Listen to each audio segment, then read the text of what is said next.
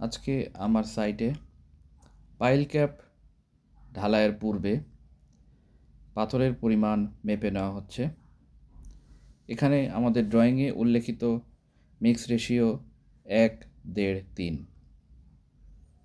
অর্থাৎ 1 bag cement এর সাথে 1.5 গুণ পরিমাণ বালু এবং 3 গুণ পরিমাণ পাথর একসাথে মিক্স করতে হবে। সেজন্য এখানে একটি পাত্র ব্যবহার করা হচ্ছে।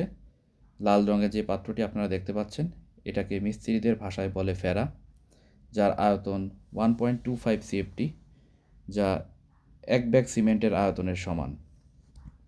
এটাকে ইউনিট ধরে আমরা পাথরের পরিমাণ এখানে নির্ণয় করব, যার জন্য ফেরা থেকে প্রথমে একটি বোলে পাথরগুলোকে ঢেলে দেওয়া হচ্ছে। এখানে দেখতে পাচ্ছেন একটি বোলে কিছু পাথর ঢেলে নেওয়া হলো এবং অবশিষ্ট পাথর আরেকটি বোলে ঢালা হচ্ছে।